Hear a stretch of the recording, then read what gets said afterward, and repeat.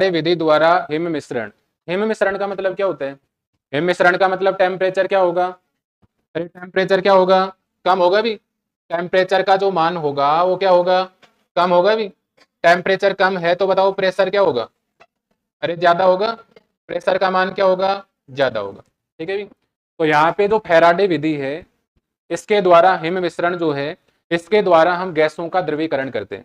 किसका द्रवीकरण करते हैं? गैसों का। गैसों के द्रवीकरण का मतलब समझे आप? इस विधि में हम क्या करते हैं भी? गैसों का द्रवीकरण। क्लियर है? गैसों का द्रवीकरण हम इसमें करते हैं। अब गैसों का द्रवीकरण का मतलब क्या हुआ? गैसों को हम किस में कन्वर्ट करेंगे? अरे गैस को किस में कन्वर्ट करेंगे? लिक्विड में कन्वर्ट करेंगे। किस में कन्वर्ट करेंगे?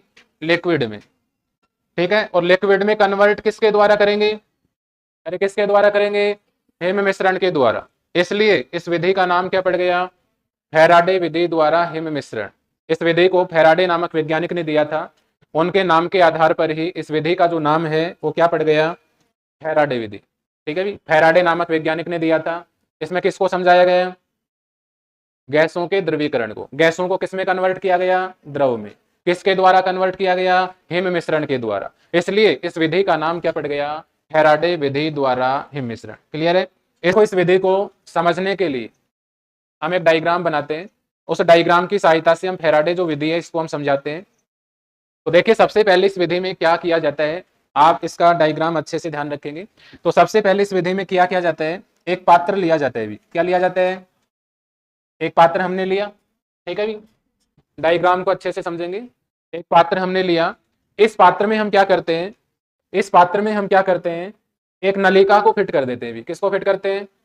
इस प्रकार से एक नलिका यहाँ पे फिट कर देते हैं।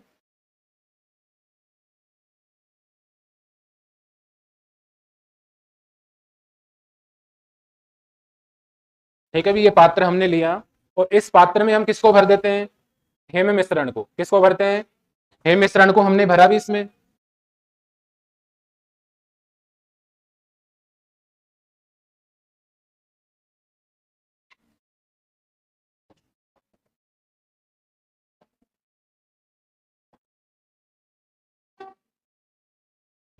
तो इस पात्र में हमने किसको भरा बताओ? हिम मिश्रण को भरा भी।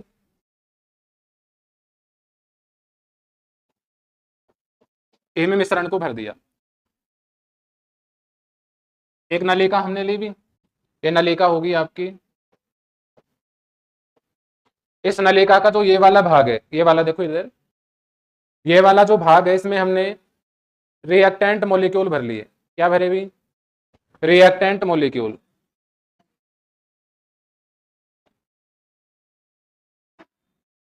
रिएक्टेंट मॉलिक्यूल यहां से भरे। ठीक है भी। पीछे इसके बाद यहाँ पे हमने क्या किया? इसके नीचे एक बर्नर लगा दिया। क्या लगाया यहाँ पे? ये बर्नर यहाँ पे लगाया इसमें।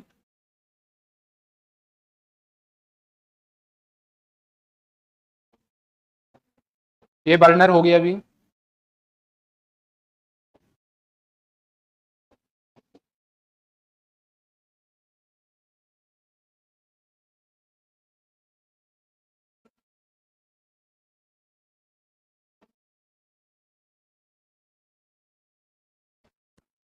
और ये आपका क्या हो गया? हिम मिश्रण हुआ।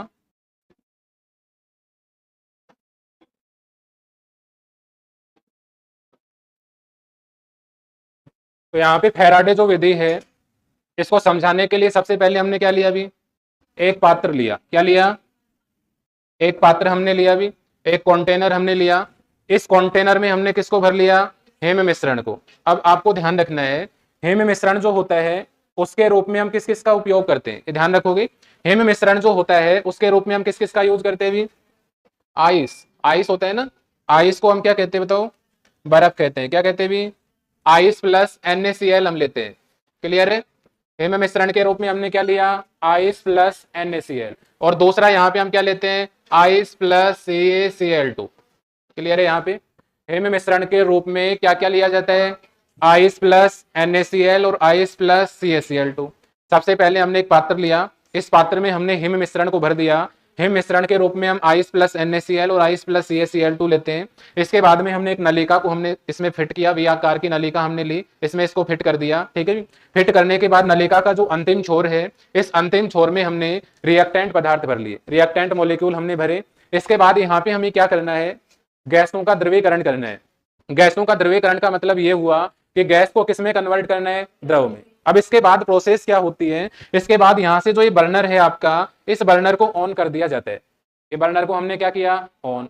बताओ बर्नर को आप ऑन करेंगे तो क्या होगा, बर्नर को ऑन करेंगे तो क्या होगा यहाँ पे, अरे टेम्परेचर क्या होगा, बढ़ेगा। क्लियर है, नॉर्मल सी बात है, टेम्परेचर क्या होगा, बढ़ेगा। टेम्परेचर बढ़ेगा तो क्या होगा, अरे कोलिजन बढ़ेगा। कोलिजन बढ़ेगा मतलब टक्करों की संख्या बढ़ेगी। क्लियर है, टक्करों की संख्या बढ़ेगी, इसका मतलब काइनेटिक एनर्जी बढ़ेगी। अरे गतिज ऊर्जा का मान बढ़ेगा, और गतिज ऊर्जा का मान बढ़ेगा तो मेरे को आप ये बताएंगे, ये रिएक्टेंट जो मॉलिक्यूल है ये किस में कन्वर्ट हो गई, अरे किस में कन्वर्ट हो गई, गैस में। किस में कन्वर्ट हो गई भी, गैस या वेपर में कन्वर्ट हो गई भी। अब ये गैस जो है ये कहाँ पहुंचेगी, इस नलिका के अंतिम छोर में पहुंचेगी भी, और अंतिम छोर ये वाला है, इस वाले भाग में पहुंचेगी गैस। और ये जो वाला पार्ट है कहाँ रखा हुआ है, हिम मिश्रण में। और हिम मिश्रण का काम क्या होता है, ये मिश्रण को ठंडा करने का काम करता है। मिश्रण को क्या करने का काम करता है, ठंडा। अब मेरे को आप यहां से बताएंगे, यहां से जैसे ही गैस यहां पहुंचते हैं, यहां पहुंचेंगे तो यहां पहुंचने के बाद मिश्रण क्या होगा, अरे ठंडा होगा। ठंडा होने का मतलब टेम्परेचर क्या हो गया, अरे टेम्परेचर क्या हो गया, कम। और प्रेशर क्या हो गया, बढ़ गया। टेम्परेचर का मान कम हो गया और प्रेशर का मान बढ़ गया। अब मेरे को आप ये बताएंगे, प्रेशर का मान बढ़ गया, इसका मतलब अणु पास पास में आने लगेंगे। पहले अणु क्या थे, दूर दूर। जैसे ही टेम्परेचर कम हुआ, ठंडी हुई गैस, तो अणुओं की काइनेटिक एनर्जी कम हुई, कोलिजन कम हुआ, अणु पास में आए, और पास में आने के कारण उनमें अंतर आणविक दूरी का मान कम हुआ, इंटर न्यूक्लियर डिस्टेंस का मान कम हुआ। इंटर न्यूक्लियर डिस्टेंस का मान कम हुआ तो बताओ आकर्षण बल, अरे बढ़ेगा। आकर्षण बल क्या होगा, बढ़ेगा। और आकर्षण बल बढ़ गया, इसका मतलब गैस किसमें कन्वर्ट होगी, लिक्विड में। गैस किसमें कन्वर्ट होगी, लिक्विड में। तो इस विधि के द्वारा गैसों को किसमें कन्वर्ट किया जाता है, द्रव में। किसके द्वारा, हिम मिश्रण के द्वारा। इसलिए इस विधि का नाम क्या पड़ गया, फैराडे विधि द्वारा हिम मिश्रण। क्लियर है। कौन कौन सी गैसों का यहाँ पे शीतलन किया जाता है भी, SO2, SO2 और आपका Cl2, H2, S हुआ भी, और CO2। ठीक है, इन गैसों का शीतलन यहाँ पे फैराडे विधि द्वारा किया जाता है। क्लियर है, फैराडे मेथड। एक बार 2 मिनट में दोबारा से रिपीट यहाँ पे कर रहा हूँ। फैराडे जो विधि होता है ये क्या होता है, मेनली आपको डायग्राम इसका ध्यान रखना है। क्लियर है। तो फैराडे जो विधि है इसको किसने दिया, अरे फैराडे विधि को किसने दिया, फैराडे नामक वैज्ञानिक ने दिया भी। किसके लिए दिया, गैसों के द्रवीकरण के लिए। किसके लिए दिया, गैसों के द्रवीकरण के लिए। इस विधि में गैसों को किसमें कन्वर्ट किया जाता है, द्रव में। क्लियर है। और गैसों को द्रव में किसके द्वारा कन्वर्ट किया जाता है, हिम मिश्रण के द्वारा। क्लियर है।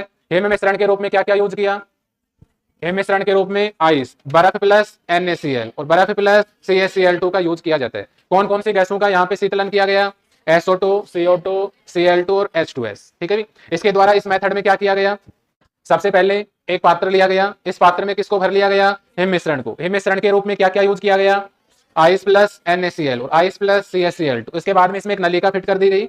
इस नलिका का जो अंतिम छोर है, इस अंतिम छोर में कोई भी रिएक्टेंट मिक्सचर यहाँ पे रख दिया गया, और इसके नीचे क्या लगा दिया गया, बर्नर लगा दिया गया। क्या लगाया गया अभी, बर्नर यहाँ पे लगा दिया गया। इसके बाद क्या किया गया, बर्नर को यहाँ पे ऑन किया गया। बर्नर को जैसे ही यहाँ पे हम ऑन करेंगे, तो बर्नर को ऑन करेंगे मतलब टेम्परेचर बढ़ा रहे हैं अपन, तो टेम्परेचर बढ़ा रहे हैं मतलब रिएक्टेंट जो मॉलिक्यूल है उनमें कोलिजन होगा। रिएक्टेंट मॉलिक्यूल में कोलिजन होगा, इसका मतलब काइनेटिक एनर्जी का मान बढ़ेगा, और काइनेटिक एनर्जी का मान बढ़ेगा, इसका मतलब तेजी से गति करेंगे अणु, तेजी से गति करेंगे, इसका मतलब दो अणुओं के मध्य दूरी का मान बढ़ेगा। दूरी का मान बढ़ेगा मतलब अंतर आणविक आकर्षण बल, आकर्षण बल का मान कम होगा। क्लियर है। और रिएक्टेंट मॉलिक्यूल किसमें कन्वर्ट हो जाएंगे, गैस में। किसमें कन्वर्ट होंगे, गैस में। अब इसके बाद गैस के जो मॉलिक्यूल हैं इस नलिका से होते हुए कहां पहुंच जाते हैं, इस नलिका के अंतिम छोर पे। कहां पहुंच जाते हैं, नलिका के अंतिम छोर में।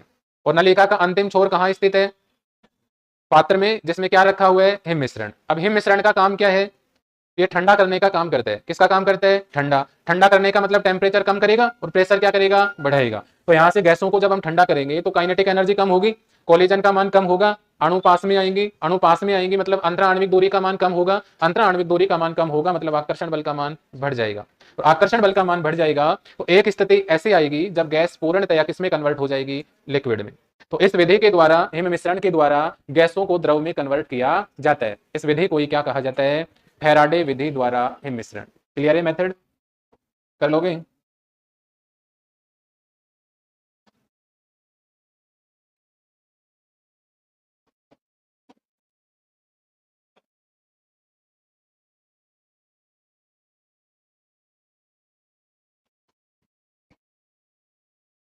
क्लियर है भी यहां तक? तो आपका जो ये चैप्टर, इसमें 2 टॉपिक बचे हुए हैं। नेक्स्ट जो टॉपिक है वो आपका लिंडे विधि या जोल थॉम्सन प्रभाव द्वारा शीतलन। तो लास्ट टॉपिक आपका क्लाउड विधि या रुद्रोष्म प्रसार द्वारा गैसों का शीतलन। तो ये टॉपिक जो है हम नेक्स्ट क्लास में, इतना ही। Thank you all of you.